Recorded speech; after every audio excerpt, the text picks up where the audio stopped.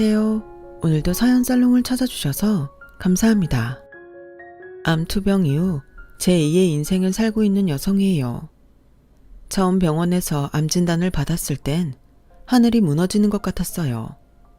당시 제 나이가 28이었는데 고작 이거 살고 죽어야 하나 하루하루가 우울하기만 했어요. 자다가도 문득 왜 나한테 이런 일이 생긴 걸까? 하늘이 원망스러워서 잠도 못 이루고 울기만 했죠. 그런데 정작 암투병을 하다 보니 암세포보다 더 지독한 놈이 제 옆에 있었더라고요. 제 남편이요. 그놈 때문에라도 이대로 죽을 수는 없어서 이를 악물게 되었어요. 남편에 대한 미움과 증오가 지독한 암세포도 이길 정도였으니 얼마나 악독한 놈이었을지 상상이 가시나요? 지금부터 제 암투병기, 아니 악독한 남편 놈 복수기를 들려드릴게요. 어린 시절 저는 해외에서 자랐어요. 사업을 하시는 아빠 때문에 초등학교 1학년 때 중국 심천으로 이사해서 그곳에서 청소년기까지 보냈거든요. 당시 심천에는 세계 각국 기업들의 제조 공장이 들어서 있었어요. 한때 아메리카 드림을 꿈꾸며 젊은이들이 미국으로 향했던 것처럼 심천이 바로 그런 곳이었죠. 중국 각 지역의 노동자들이 돈을 벌러 심천으로 몰려들었거든요. 중국인들에게 심천은 기회의 땅이자 신분 상승의 꿈을 이뤄줄 로또와 같은 곳이었어요. 하지만 세상살이가 다 그렇듯 성공을 이룬 사람은 그리 많지 않았어요. 그렇다 보니 냉혹한 현실에 좌절하고 자포자기하는 사람들이 늘어갔죠. 부의 상징인 높은 아파트가 곳곳에 들어섰지만 하루 벌어 하루 사는 빈곤한 노동자도 늘어갔어요. 16차선을 달리는 승용차 대부분은 해외 유명 브랜드 차들이었어요. 한 대 걸러 한 대는 벤츠, 아우디 같은 고급 수입차였죠. 급격한 빈부차는 사회 곳곳을 병들게 만들었고 얼마 지나지 않아 심천은 무법 도시처럼 변해갔어요. 특히나 외국인들은 강탈자들의 표적이 되곤 했어요. 당시 저희 아빠도 아우디를 끌고 다니셨는데 한 번은 아빠 차를 타고 온 가족이 외식을 하러 나섰다가 신호에 걸려 차를 세우게 됐는데 갑자기 누군가 달려들어선 벽돌로 보조석을 깨고 칼을 들이밀더라고요. 보조석에 앉아있던 엄마는 놀라서 벌벌 떨었고 아빠는 괴한의 요구에 따라 지갑을 꺼내 들었어요. 다행히 그 순간 신호가 바뀌어서 그대로 내달릴 수 있어 돈은 뺏기지 않았지만 그 일 이후로 엄마는 바깥 외출도 삼가한 채 집에만 머물렀어요. 여보, 돈도 좋지만 이러다가 무슨 일 생길 것만 같아서 무서워서 못 살겠어요. 우리 홍콩으로 이사를 가든지 아니면 한국으로 돌아가요. 애들 생각도 해야죠. 당시 중국은 한창 성장 가도를 달리고 있던 때라 아빠 사업도 승승장구 중이었는데 그걸 포기하고 한국으로 돌아가자고 하니 아빠는 고민에 빠질 수밖에 없었어요. 여보, 조금만 참아보자. 전보다 도로에 공원도 많고 아파트 내 치안도 괜찮잖아. 지금 포기하고 한국으로 돌아가면 손해가 이만저만이 아니야. 지난 10년간 그 고생을 하고 이제야 수학을 할 순간인데 어떻게 포기해? 나라고 왜 애들 걱정이 안 되겠어? 하지만 우리 애들 남부럽지 않게 키우려면 돈이 있어야 될 거 아니야. 당신이 정 고집 부르겠다면 좋아. 애들 데리고 당신이 한국에 들어가. 난 여기서 좀 더 버텨볼 테니까. 한동안 중국을 떠나는 일로 엄마 아빠는 말다툼을 하셨고 결국 몇 달 뒤 엄마와 우리 남매는 심천을 떠나 한국으로 돌아오게 되었어요. 초등학생 때부터 중국에서 교육을 받았던 터라 한국 학교에 적응이 힘들 줄 알았는데 오히려 반대였어요. 중국 교육은 한국보다 강압적이고 약간 무대뽀 같은 반면 한국은 꽤 자유로운 편이었거든요. 방과 후 사교육 역시 심천에서도 늘 하던 거라 딱히 힘들 건 없었어요. 심천에 살 때도 엄마가 저희 남매의 영어 교육에 공을 들이셨었기 때문에 그 덕도 톡톡히 보게 되었죠. 덕분에 오빠도 저도 대학 진학을 하는 데는 어려움은 없었어요. 한 가지 아쉬운 건 아빠랑 떨어져 살아야 했던 거였죠. 화상 통화를 할 때마다, 점점 더 수척해지는 아빠를 볼 때마다 마음이 무거웠거든요. 그렇게 떨어져 지낸 지 5년쯤 지나서야 아빠는 한국으로 돌아올 수 있었어요. 그 사이 고등학생이던 저는 대학을 졸업하게 되었고, 다행히 제 졸업식엔 온 가족이 함께 할 수 있었어요. 연년생인 오빠는 군복무 때문에 아직 대학생 신분이었고, 저는 졸업 전에 합격한 회사에 다니게 되었어요. 네이티브 스피커 수준의 중국어 덕을 보게 된 거였죠. 제가 입사를 하고 반년쯤 지나자 부모님은 고향으로 내려가 사시겠다며 귀농을 선언하셨어요. 젊은 시절을 해외에서 치열하게 사신 탓에 이제는 그간 벌어놓은 돈으로 고향에서 편히 살고 싶으시다면서요. 자식들도 다 키웠으니 이만하면 부모 노릇은 다 한 거 아니겠니? 앞으로 네 엄마랑 둘이서 신혼 때처럼 살아볼 생각이다.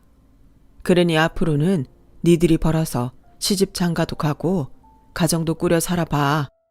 오빠의 남은 학기 학비를 끝으로 더는 지원이 없을 거라는 말씀을 남기시곤 부모님은 고향으로 내려가셨어요.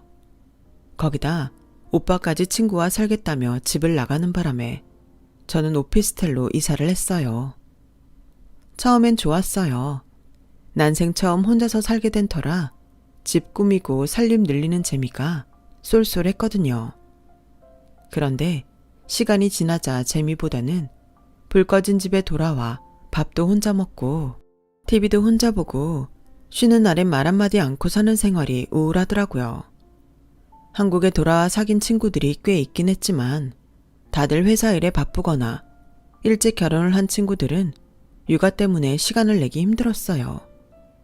그러던 차에 회사 동료 권유로 인터넷 커뮤니티에서 비슷한 취미를 가진 사람들을 만나게 되었어요. 한국에 거주하는 외국인과 외국에서 살다 온 사람들이 주였어요. 한국 사회에 완벽하게 녹아들지 못한 사람들이지만 한국이 좋아서 함께 국내 여행을 다니면서 한국의 산과 바다를 즐기는 사람들이었죠. 혼자서는 엄두가 안 나는 여행이지만 여럿이 힘을 합해 다니니까 두려움도 덜하고 신이 나더라고요. 각자 인터넷이나 지인을 통해 얻은 정보를 모임에 나와 나누기도 하고 한국살이에 어려움도 나누곤 했어요. 그런데 언제부턴가 외국어를 배우러 가입한 한국인들이 늘면서 커뮤니티가 변질이 되기 시작한 거예요. 그런 부류의 사람들은 주로 백인 위주의 젊은 이성들을 타깃으로 삼아 연애 목적으로 접근하곤 했는데 연애를 시작하면 커플이 동반으로 커뮤니티를 탈퇴하곤 했어요. 굳이 귀찮게 여행까지 다니지 않아도 영어를 가르쳐줄 상대를 구했으니 더는 커뮤니티가 필요 없다 이거였죠. 모처럼 좋은 모임을 통해 주말마다 여행도 다니고 말동무도 사귀었던 저로서는 무척 안타까웠어요. 남편과 만나게 된 건 그 무렵이었어요. 하루는 커뮤니티에서 함께 활동하던 남자분이 제게 톡을 했더라고요. 이 사람이 바로 훗날 제 남편이 된 남자예요. 남편은 이번 주말에 강화도 전등사에 갈 건데 시간이 되면 같이 가자더군요. 안 그래도 심심했던 터라 두말 않고 바로 가겠다고 했죠. 모처럼 사람들과 여행을 떠난다는 생각에 들떠서 생각하고 자시고 할 겨를이 없었거든요. 그런데 약속 당일날 나가보니 남편과 저 둘뿐이더라고요. 실망한 제 표정을 본 남편은 머쓱한 표정으로 그러더라고요. 아, 나이 많은 아저씨랑 단 둘이 가게 돼서 실망했나 보네. 정 안 내키면 안 가도 돼요. 아니에요. 전 여러 명이 같이 가는 줄 알고 있었거든요. 그래서 조금 당황한 것 뿐이에요. 남편은 저보다 7살이 많았어요. 어릴 때 미국으로 이민 갔다가 대학을 졸업하고 한국 회사에 취직해 돌아온 경우였죠. 커뮤니티에서 만난 지는 꽤 됐지만 단둘이 대화를 나눠본 적은 거의 없어서 서먹서먹한 상태였죠. 이런 사람이 왜 굳이 친하지도 않은 나한테 연락을 했을까 궁금했지만 선뜻 묻기도 뭐했어요. 혹여 기분 나빠할까 봐요. 그런데 전등사까지 가는 내내 대화를 나눠보니 의외로 통하는 부분도 많고 외국에서 어린 시절을 보내면서 겪은 일들도 비슷한 점이 많아서 금방 친해졌어요. 그날 남편 차를 타고 편하게 전등사 구경도 하고 대학 후에 해물 칼국수를 먹고 집으로 돌아온 후로는 연락도 자주 하고 주말마다 같이 여행도 다니게 되었죠. 여럿이 여행을 다니는 것도 좋았지만 마음 맞는 사람 둘이서 다니는 것도 꽤 좋더라고요. 어느덧 오빠 동생으로 지내게 된 우리는 서로의 집을 오가게 되었고 어느새 연인으로 발전했어요. 우리 차라리 살림 합칠래? 괜히 이중으로 집세 내며 돈 낭비할 필요 없잖아. 그렇긴 한데 동거는 좀 그래. 우리 부모님도 허락 안 하실 거고. 내심 결혼하자는 말을 기대해왔던 저로서는 동거를 하자는 남편 말이 왠지 서운했어요. 나를 그저 즐기다 버릴 상대로 생각하는 것 같았거든요. 그럼 결혼은 어때? 그 말에 제가 고개를 끄덕이자 남편은 환하게 웃으며 그러더군요. 아, 다행이다. 사실 난 내가 나이가 많아서 결혼 얘기 꺼내는 게 왠지 어린 너한테 결혼 닥달하는 것처럼 보일까봐 걱정이었거든. 얘기를 듣고 보니 남편 입장에서는 그럴 수도 있겠다는 생각이 들었어요. 나중에 알고 보니 다른 이유였지만요. 저희 집에서는 일찌감치 결혼 허락을 받았지만 시부모님은 미국에 살고 계셔서 인사드릴 기회가 없었는데 생각지 못한 일로 만나게 된 거예요. 미국의 트럼프 정부가 들어서면서 시작된 이주민 추방 분위기가 거세졌는데 그게 한인 사회에도 파장을 일으키면서 저희 시부모님이 한국으로 돌아오시게 된 거예요. 정확한 사연은 모르겠지만 오랜 시간 미국에 살았으면서도 제 남편과 시누이와는 달리 시부모님은 시민권조차 얻지 못했던 모양이에요. 그러다 아들이 한국에 터를 잡은 차에 미국 정부의 압박까지 거세지자 결국 한국행을 결심한 거였죠.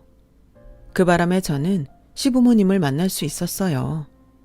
미국에서 오래 사신 분들이라고 하기에는 영어 실력이 많이 짧으신 것 같아 보였어요. 쉬운 단어들만 영어로 하시고 문장은 한국어더라고요. 그런데도 말끝마다 한국과 미국을 비교하시며 한국을 비하하는데 듣기 불편하더라고요. 그래, 부모님은 시골에 사신다고? 그럼 농사 지으시겠네? 힘드시겠다. 미국은 농사를 지어도 땅이 하도 넓으니까 기계가 다 하거든. 근데 한국은 땅덩이가 좁아서 죄다 사람 손으로 하잖아. 아, 생각만 해도 쏘하드야. 그럼 학교는 컨트리에서 다녔어? 아니요. 중국 심천에서 살다가 고등학생 때 한국에 돌아와서 한국에서 다녔어요. 중국? 오 마이 갓. 후진국에서 살았구나. 집이 많이 어려운가 보네. 중국에서 살다가 한국에 와선 시골에서 살고. 마치 헐벗은 거지를 보는 듯 안 됐다는 표정으로 저를 바라보시는데 기분이 묘하더라고요. 이거 미국에서 올 때 사온 건데 한번 먹어보겠어? 한국에선 돈 주고도 못 사는 거라고. 이게 한 2, 3불 하는데 우리 애들이 어릴 때부터 많이 먹던 거라서 내가 일부러 코스트코에 가서 사온 거야. 시어머니는 초코바를 하나 내밀며 미군이 헐벗은 전쟁 고아들한테 미제 초콜릿을 던져주듯 했어요. 한국에 있는 코스트코에서 버젓이 팔고 있는 제품을 말이죠. 알려드릴까 하다가 초면에 기분 상하게 할 거 뭐 있냐 싶어 고맙다고 말씀드리고 받았죠. 시어머니의 이런 태도가 변하게 된 건 상견례 때 저희 부모님을 만나고 난 뒤였어요. 식사 후에 화장실에서 저희 엄마랑 마주치셨는데 저희 엄마가 화장을 고치느라 꺼내 명품 화장품을 보시고는 눈이 휘둥그레지신 거예요. 거기다 주차장에 세워둔 저희 아빠의 벤츠를 보시고는 시아버지도 두 눈이 커질 정도로 놀라시더라고요. 그 때문이었을까요? 결혼을 앞두고 혼수와 예단을 준비하는데 시댁에서 요구한 스케일이 생각보다 크더라고요. 특히 시누이는 평생 써보지 못한 명품 브랜드를 이참에 원 없이 써보겠다고 작정한 건지 백부터 구두, 옷까지 온통 명품 브랜드로 맞춰달라고 하더라고요. 어머님과 아버님도 덜하지 않았어요. 골프차랑 백까지 브랜드 제품으로 고른 데다 시어머니는 다이아 반지까지 해달라고 하시더라고요. 들어서 알겠지만 우린 친척이 별로 없어서 따로 예단 준비할 게 없어. 그냥 데디랑 나랑 우리 도터 것만 해오면 돼. 돈 안 들어서 좋지? 돈 아끼게 해줬으니까 우리 식구 건 내가 적어준 대로 준비해줘. 아, 그리고 집은 지금 살고 있는 집이 복층 오피스텔이라면서? 우리 재훈이 살고 있는 원룸보다는 거기가 더 살기 편하지 않겠어? 살던 집이니까 혼수 채우는 것도 편할 테고 말이야. 그럼 집 문제는 그렇게 피니쉬하고? 잠시만요, 어머님. 신혼집을 제가 살던 오피스텔에서 하라고요? 왜? 뭐가 문제 있니? 설마 월세라서 그러는 거야? 얘, 너 참 촌스럽다. 미국은 전부 월세야. 전 세계를 돌아봐. 한국처럼 전세 놓는 집이 있나? 네가 어릴 때부터 후진국에서 살다 와서 모르나 본데 월세는 하나도 창피한 게 아니다. 그런 게 아니고요, 어머님. 제가 혼수랑 예단 비용으로 수천에서 1억 가깝게 쓰는데 집까지 제 집에서 사는 거면 재훈 씨는 뭘 해오는 건가요? 처음부터 양가 부모님 도움 없이 저희 힘으로 하기로 한 결혼이에요. 서로 반반 부담해서 하는 게 맞지 않을까 생각해요. 그래서 말인데요. 말씀하신 예단은 도저히 제 힘으론 불가능해요. 특히 어머님이랑 아가씨가 적어준 에르메스 백이랑 샤넬 백의 경우는 돈 가지고 간다고 매장에서 바로 살 수 있는 모델이 아니에요. 그 브랜드 매장에서 구입한 이력이 있어야 살 수 있는데 저는 지금껏 명품 매장은 다녀본 적도 없거든요. 제가 해올 수 있는 예단은 어머님, 아버님, 그리고 시누이 한복 정도가 다예요. 그리고 제가 살던 집은 저희 아빠가 보증금을 빌려주신 거라서 이번에 집 빼서 갚아드려야 해요. 제 말에 시부모님과 시누이는 세상을 잃은 표정이 되었어요. 저는 거기에 중지부를 찍었죠. 한국에서 신혼집은 남자 쪽에서 해오는 거 아시죠? 그 말에 시어머니는 기겁을 하더군요. 어머, 얘? 그런 게 어딨니? 미국에선 안 그래. 돈 있는 사람 해야지. 왜 남자가 독박을 쓰니? 니들도 한국식으로 하지 말고 아메리칸 스타일로 하렴. 그게 좋아. 그럼 그럴까요, 어머님? 미국에선 혼수랑 예단 같은 건 없다고 들었는데. 그죠, 어머님? 그럼 어머님 말씀대로 저희 결혼은 아메리칸 스타일로 분담해서 할게요. 어머닌 당신 입으로 미국식으로 하라고 했으니 번복할 수도 없었죠. 그렇게 결혼식을 앞두고 벌인 시댁과 저의 기싸움은 제 승리로 끝났어요. 그런데 결혼은 준비 과정이 끝이 아닌 그때부터가 시작인 거더라고요. 결혼식을 마치고 신혼여행에서 돌아온 순간부터 제 눈앞에는 시월드가 활짝 열렸거든요. 말로는 그렇게 미국 하는 분들이 사고방식은 전형적인 쌍팔년도 한국 스타일로 며느리를 자기 집 몸종 부리듯 하려고 하더라고요. 가족이라는 명목하에 툭 하면 저를 불러다가 운전기사로 부려먹고 관공서 일은 물론 심지어 쓰레기 봉투 사는 것까지 저를 불러서 시켰어요. 거기다 주말마다 가족이 모여서 밥을 먹어야 한다며 매주 시댁으로 불러 식사 준비를 시켰어요. 음식 차리고 설거지하는 동안 저를 제외하곤 누구도 주방에 들어오지 않더라고요. 물 한 잔도 자기들 손으로 떠먹지 않을 정도로요. 자기야, 나 더는 이렇게 못 살아. 어떻게 매번 나만 부리고 다들 손도 하나 까딱 안 하는 거야? 내가 이 집 종이야? 이건 너무하잖아. 너는 무슨 말을 그렇게 하니? 종이라니. 언제 우리 엄마 아빠가 너한테 그런 취급을 했다고 그래. 아직 한국 생활에 익숙하지 않으니까 너한테 기대는 것 뿐이잖아. 그리고 가족끼리 네 일 내일이 어딨어? 너 자꾸 이렇게 선 그으면 나도 너희 부모님한테 선 긋고 살 거야. 그래? 아버님 어머님이랑 아가씨는 한국 생활이 적응 안 돼서 그렇다 쳐. 당신은 왜 집에서도 손가락 하나 까딱 안 하고 사는 건데? 결혼하고 지금까지 밥하고 청소, 빨래까지 내가 다 했어. 당신이 한 건 소파에 누워서 나한테 물 떠와라, 리모컨 가져와라, 맥주 꺼내와라. 시킨 것밖에 없다고. 당신한테 난 도대체 뭐야? 야, 난 어릴 때부터 지금까지 엄마랑 내 여동생이 다 해줬어. 그런데 이제 와서 나보고 하라고? 그리고 원래 한국 여자들은 결혼하면 다들 그 정도는 하고 살아. 기껏 너 생각해서 동거하자고 했을 때 동거 말고 결혼하자고 한 건 너야. 네가 바란 결혼이니까 거기에 따르는 책임도 네가 져야 하는 거라고. 그럼 동거했으면 자기도 집안일을 했을 거란 얘기야? 그땐 뭐 했을 수도 있지. 남편은 말이 안 통하는 사람이었어요. 멀쩡한 외모에 직장도 괜찮은 남자가 왜 그 나이 먹도록 결혼을 안 했을까 생각했었는데 이게 이유였던 거죠. 생각 같아선 당장 결혼을 미루고 싶은 심정이었지만 그게 말처럼 쉽지는 않았어요. 엄마한테 전화해 하소연을 했더니 오히려 저를 나무라시더라고요. 그럼 결혼 생활이 달달하기만 할 줄 알았니? 네 아빠도 예전엔 얼마나 이기적이었는데 그걸 고쳐가며 사느라 내가 얼마나 소갈이하고 살았는 줄 아니? 조금씩 고쳐가며 살아. 별 수 있니? 네가 선택한 사람인걸. 가족밖에 모르는 아빠도 예전엔 제 남편처럼 이기적인 사람이었다는 말이 그나마 위안이 됐어요.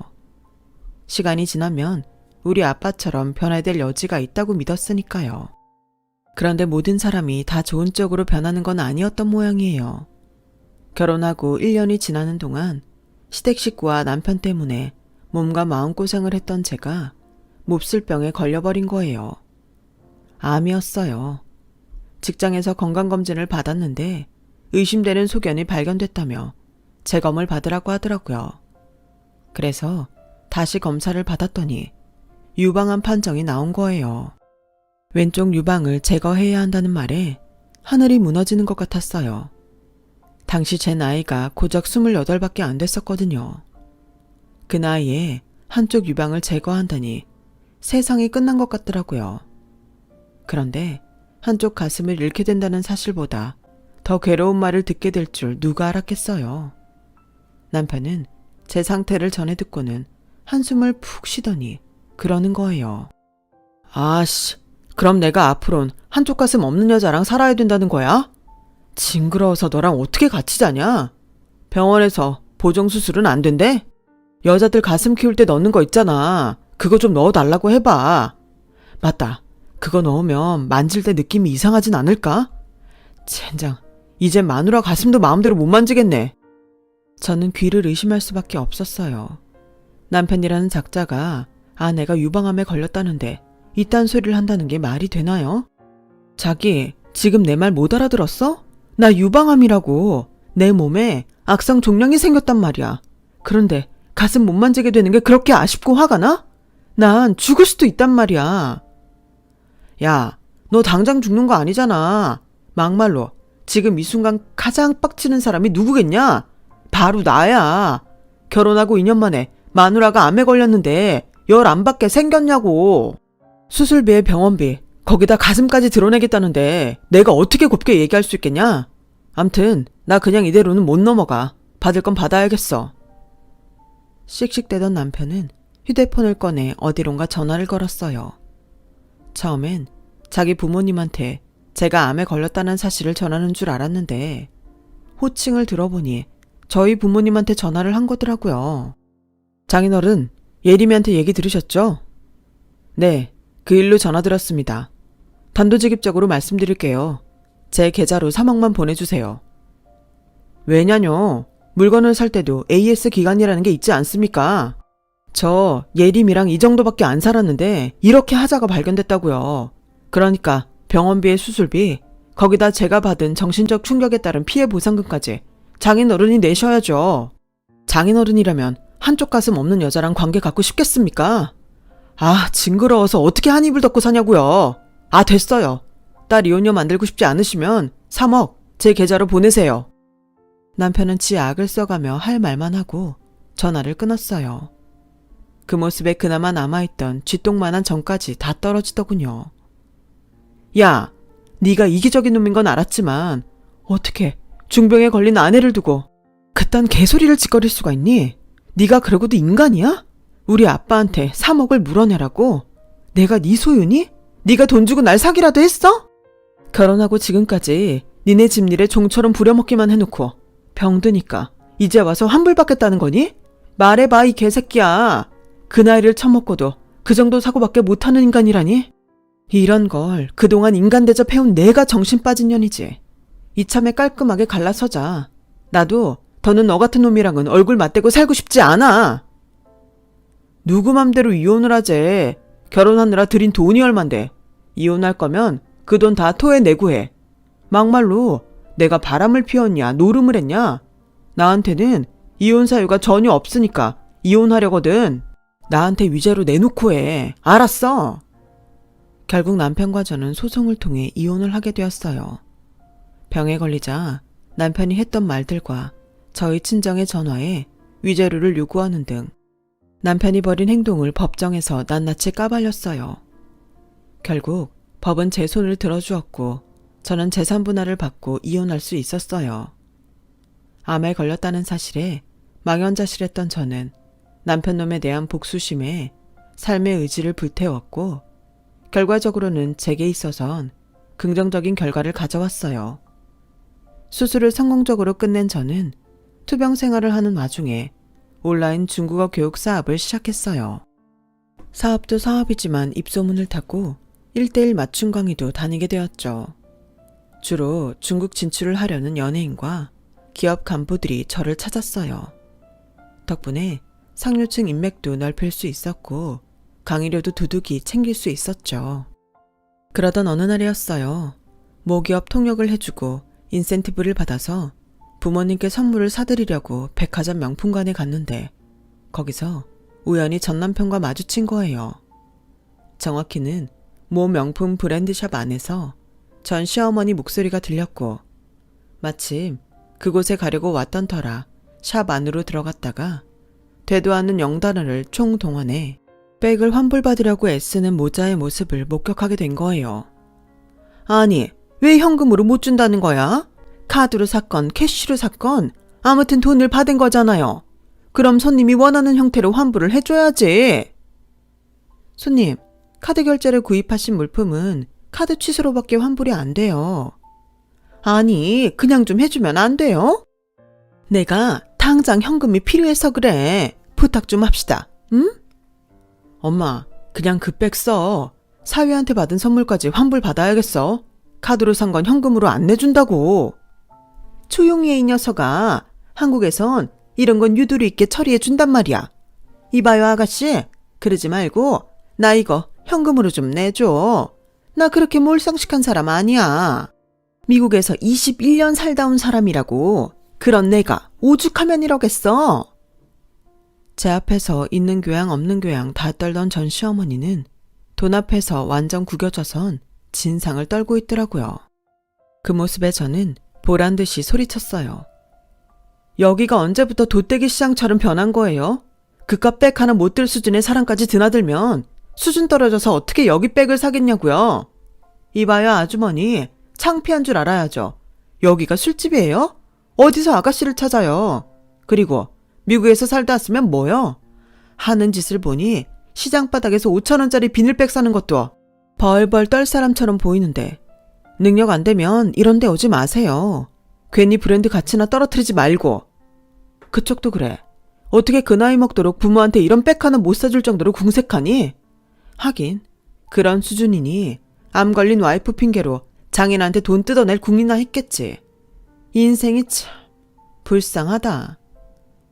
제 얼굴을 확인한 전 시어머니와 전 남편은 얼굴이 빨개져서는 어쩔 줄 몰라 했어요. 전 남편은 고개를 떨구곤 저랑 눈도 제대로 못 마주치더군요. 하필 들키고 싶지 않은 모습을 저한테 들켰으니 그럴 만도 하겠죠. 그러는 사이 저만은 제게 달려와 미리 주문해 놓은 백을 제게 건넸어요. 그리고는 저를 문 앞까지 정중히 배웅해 주었어요. 불과 몇 분밖에 안 되는 그 짧은 순간 저는 그동안 가슴에 응어리져 있던 전 남편에 대한 울분이 눈 녹듯 사라져버렸어요.